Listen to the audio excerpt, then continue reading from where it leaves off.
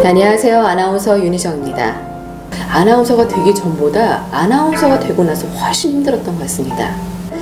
아나운서가 되기만 하면 이제 모든 고통은 끝이 날 줄 알았는데요. 아나운서가 되고 나니까 그 전에 고생은 고생도 아니었구나 라는 생각이 들었습니다.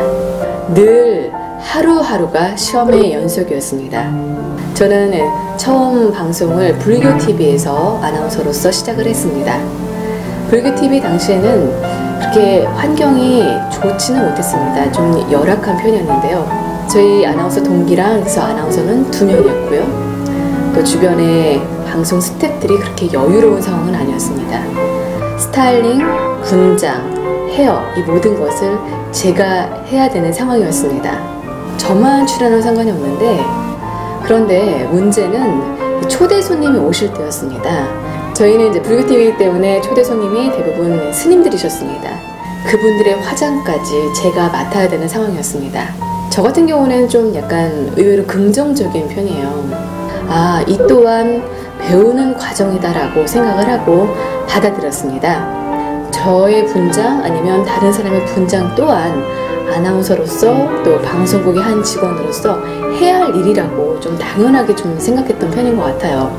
더 나은 윤희정 또 더 발전된 아나운서가 되기 위해서는 하나의 일련의 과정이다라는 생각으로 늘 배움의 자세를 가졌거든요.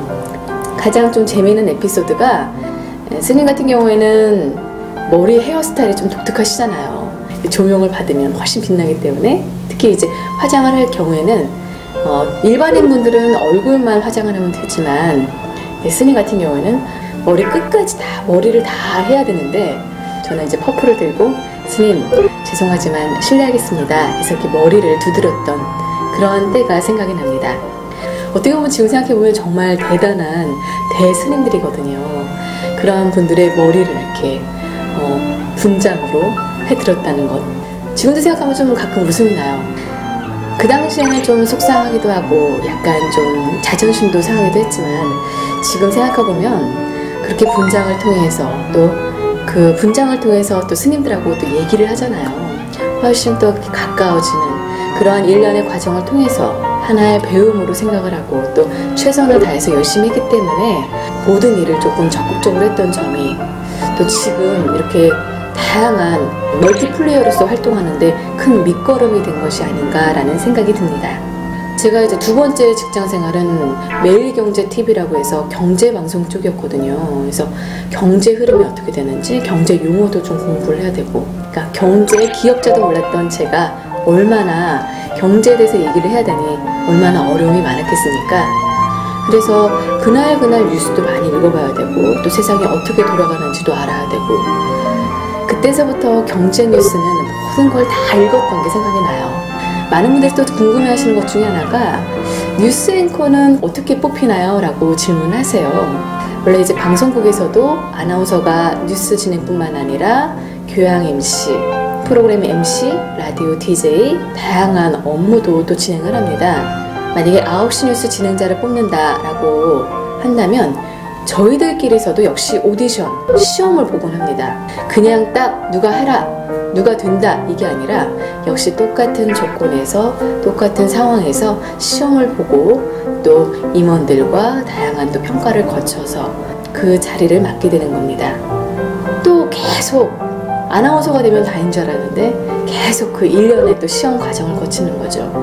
저 또한 이러한 자리를 통해서 또 9시 뉴스, 10시 뉴스를 맡게 되고 또 뿐만 아니라 프로그램을 맡을 때에도 프로그램 담당 PD와 또 주변의 작가분들의 매일매일 그 코칭 더불어서 코멘트를 받아서 방송을 진행하게 되는 거죠.